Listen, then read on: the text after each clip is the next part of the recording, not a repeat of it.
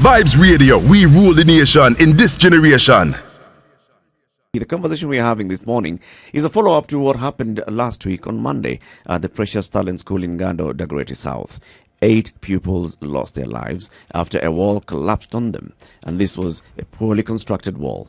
And since then, we've seen the proprietor of the school has been arrested, is facing charges, going to be taken to court soon.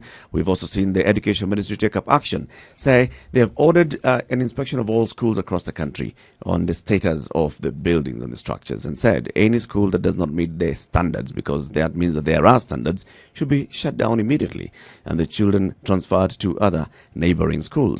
However, staying on this course, because this is what we said on Monday when we discussed it, on Tuesday when we discussed it, there's about time that we made enough noise about this. We actually followed up on this.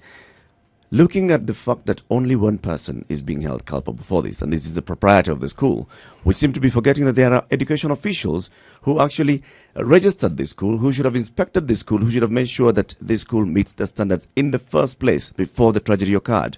What's their fate? They shouldn't be in office today. Well, they aren't the only ones. The county did do something. The governor did do something. He did ask 2 CSs and I think 15 other senior officials to at least step aside. So it's not as though it's the Ministry of Education who seem to have done scant.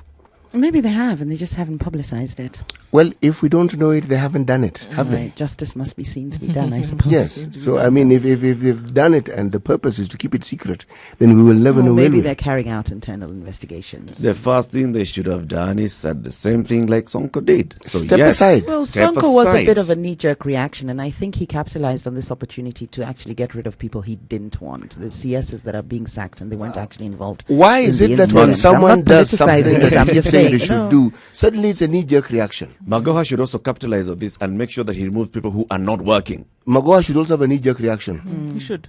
Yes. You think that's the best thing to do, a knee-jerk reaction? In the case No, where we're children not out have died. to pacify It's the public. you who brought in the knee-jerk can reaction. understand. No. What I'm You're saying calling is it a that's knee-jerk what's reaction, but it's actually from just its Sonko. action to be taken. Yes, and this is what we've been saying people should It can do. take time, Someone and did I'm not it. saying heads shouldn't roll. I'm not saying people shouldn't be held responsible and accountable.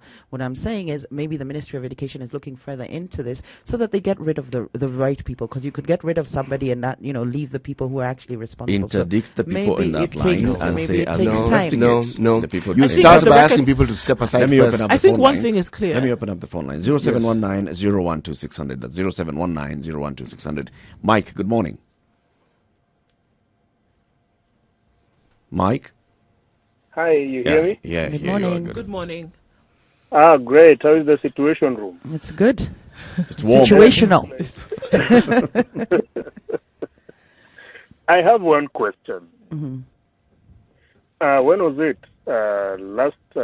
Sometime last week, I was in some county somewhere. Just when this thing happened in Ngando. And what took me there was more of an outreach program, sensitizing these people on the need for a vaccine called polio. But what I saw in the form of government schools was such an eyesore, it was such an embarrassment, until the international partners I was working with just asked me, is the government aware of what is happening? And do you even have a government in the first place? And to be more specific, do you have a Ministry of Education? Because on top of just having the medical issues that you are having to sort out there, for once I saw a derelict classroom, mud walls that had gaps. I don't know whether you get the picture. Yes, you could actually see in the classroom while you're outside. In fact, there was no classroom for some classes. They were doing it under the sun, under the scorching sun. Now, the other side, we have a private school going down, collapsing. Then it becomes an issue. Then back to the question that I had. Does the government understand and know that the rot that it's trying to clear and to sort out actually lies within its bedroom? In fact, whatever mess they're trying to clear, it's worse off among the public hospitals, not Schools. hospitals. Public schools. schools. Yes. Public schools. Well, public hospitals aren't very far behind, are they? Let's not go there. Muga, please, let's not go there for now. Not now.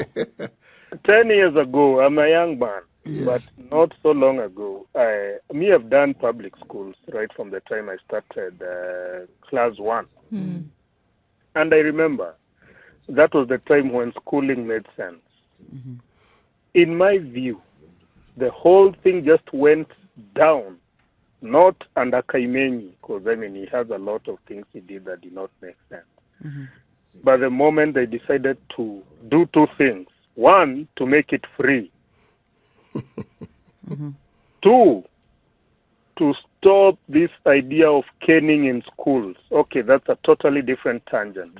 But the moment they decided parents don't pay, tuition fees or school fees to help the schools run, in my view, I believe that is where the qualities went down.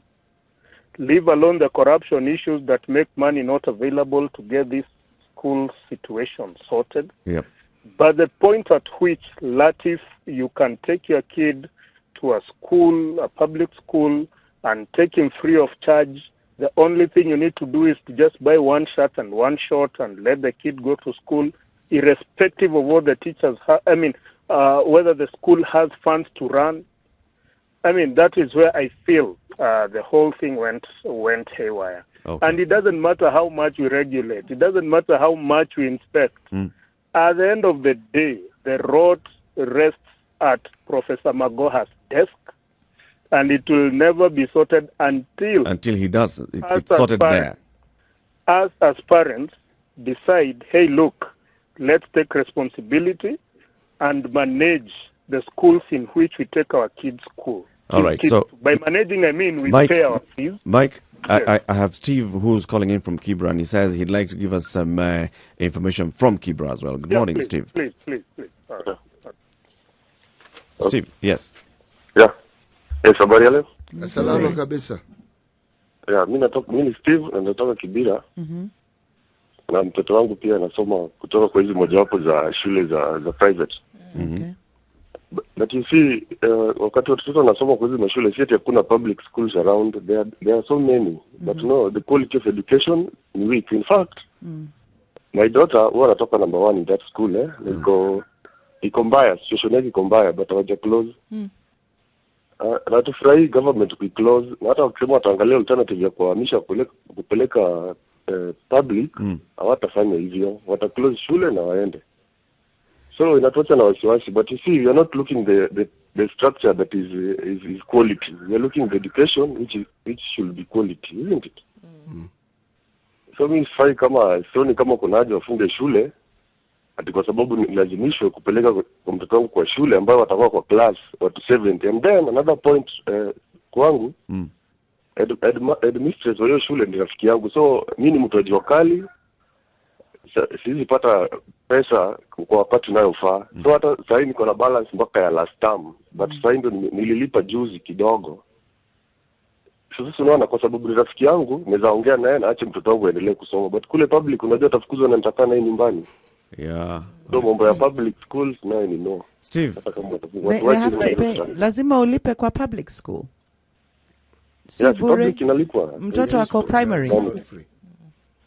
Ako primary, niko na wawili hapo ndani, mmoja kwa class 1, mmoja kwa class 4. Steve, you're saying that the status of the structures in that school that your children are in is dilapidated. Oh, it's not good. Actually, it's not good, but I'm comfortable with it. You're comfortable with it? Health and safety wise, uogopi inaweza anguka? Okay, haiko to standard. Actually, I'm a fundi. Mimi ni fundi na nikienda huko naonanga iko weak. You see, but an accident is an accident, you see? Hapana. Hiyo mentality lazima change. An accident is not an accident. Hiyo ilikuwa completely preventable.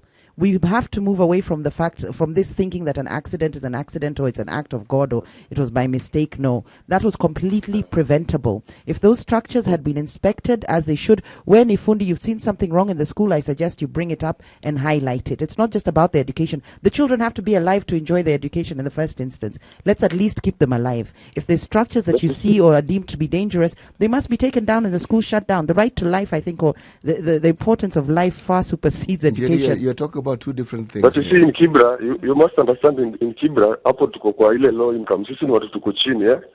So, hatuwezi enda kwa mali iko juu yenye hatuwezi afford. In fact, the other guy alikuwa ameshasuggest hiyo kitu. Alikuwa amesema inalingana na mfuko ya mtu. It depends on how somebody can pay his bill. In fact, in the other school in Ngano, there is one of my nephew, mtoto wa sistangu anasoma huko, amefukuzwa. Hata the government have not taken those the children to other schools. Wanahangaika sahi. You see? So hata ngani na ni affect. Sistangu mtoto wake hapo hapo. But hawajasaidiwa. So the government tu wanafanya tu vitu tu. Wenye wanajua, but actually wale wako kwa ground wanajua kitu na happen. Na ile uchungu iko.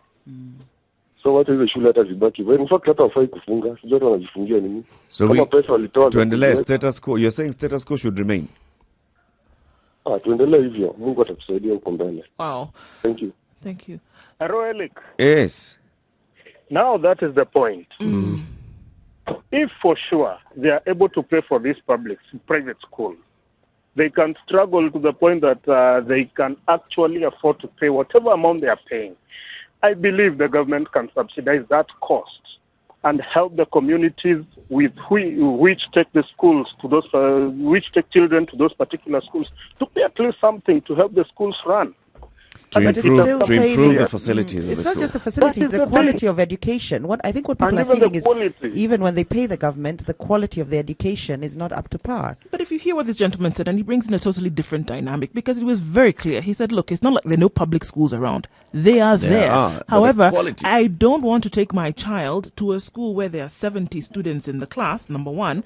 Number two, I still have to pay something. So let it be with these rickety walls and whatever it is, but I'm paying a little bit more, but my child is getting a better quality education.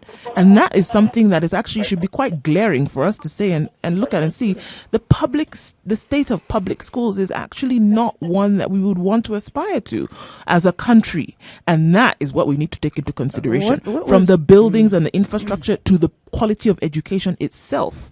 I mean, and that has been raised and it's very clear. We have people who would rather risk the lives of their children to stay in a dilapidated building, for example, than go to a public school where the quality is quite low. And for us, it's more than eyebrow raising. It should be something that needs to be taken into consideration. Let's hear from Kisumu. Anthony, good morning. Good morning, Eric. How are you? Very well, thank you. Welcome to the Situation Room.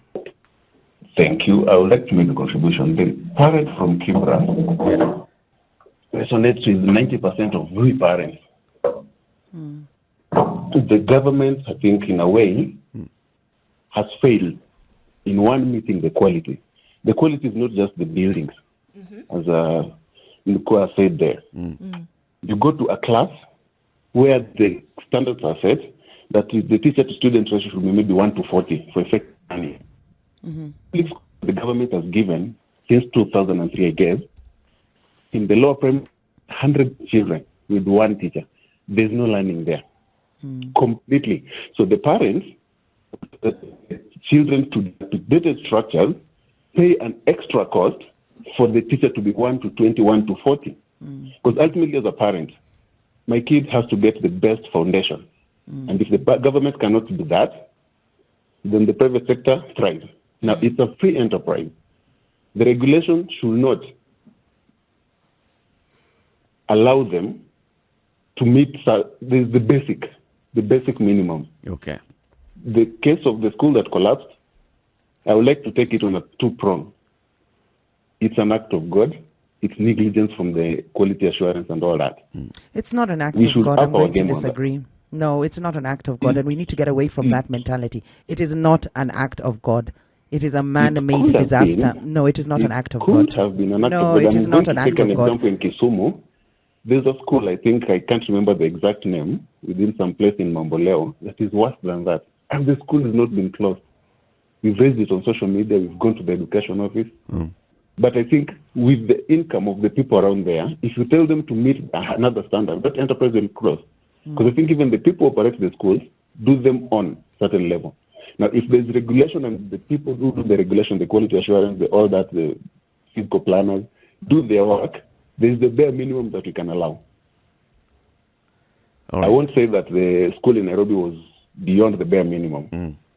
But the point is, the government has failed in totality in giving one quality education. Okay. The public schools could have better structures, could have more teachers. But the quality of education is low. That's the point. You can't take class 1 to class 3, kids more than 70 in a class. Yeah. And even the space, the sitting space, we've seen it all over the media. They sit even where the teacher, one teacher once told me that they can't even turn in class because they'll be rubbing the kids with their wherever. Wow. Yes, that's how dire it is. The parent in Kibra is absolutely right. Every parent needs the best for their children. And if the best will come at some cost and compromise, then you better do that. Because you'll compromise on health, you'll compromise on safety, but you'll go for the quality. Anthony, thank you very much for your contribution this morning. Thank Asante Sana for calling. Have a good day. Thank you. Have a good day. Well, it's a wide problem. So, yes, there's the failures of government in terms of quality education, provision of quality education in the public schools, which leads to what you're calling demand and the mushrooming of private schools. But also, at the same time, there's also the inspection, and the inspection of ensuring that you have quality in all. Inspection of the public institutions to ensure that you're getting quality, inspection of the private to ensure that you're getting quality. And always. It's all intertwined. As a result of the failure of government to provide a good quality education, these schools are coming up. And in order for the government to fill in that gap that they're not facing head on, they're being less harsh, they're not being as rigorous as they should be in their inspections, so as not to discourage these schools from coming up. And these schools, of course, are profit-making entities. So yes, they'll give a good education, but where they can cut corners, which involves health and safety. I mean, I'm gobsmacked at what I'm hearing in terms of you're willing to compromise your child's health and safety in order to give a good education. And I mean, I can see the thinking behind it, and that the child needs an education, and that is important. A good foundation is important. But it's such a shame that this has to be done at the risk of death, in terms of the structures themselves could collapse at any time, as we've seen. But the government will not be stringent. It won't be harsh. It's not going to be tight, exacting, or demanding, because they don't want to discourage these schools from setting up. It's not a sector they want to put a noose around, because they need this sector. So if we allow it, we're actually letting the government get away from discharging their duty, which is a constitutional fundamental right to give every child an education. And there's a gentleman who was talking from Kisumu when he talked about when they made it free. It's not that they made it free, it's that they made it a fundamental right. And you shouldn't have to pay for any rights. You shouldn't have to pay not to be tortured, for instance. You shouldn't have to pay for any rights. So that's what in turn makes it free. So it's this, freeing it up, of course, everybody came into school, and the government should take it. It is their responsibility. The minute they actually shift that burden onto private schools, which is what they're doing, they also then allow, as I keep saying, those private schools, they give them some clemency so that they can keep cropping up. But then we don't make their government accountable. If schools were crap and we could see it and there was no alternative, you'll find maybe the way we select even our local leadership starts to change. Njeri, in the aftermath of last week, should the education officials who are in charge of that area still be in office today? No. That's it. The conversation continues. Of course, it's a big conversation. Our education sector will keep tackling it over and over and over again. And like we promised, the issue of a precious talent school actually gives us an opportunity to start addressing the issues that are ailing our education sector. And this is one of them. It's 21 minutes past 7 o'clock. Good morning. Vibes Radio, we rule the nation in this generation.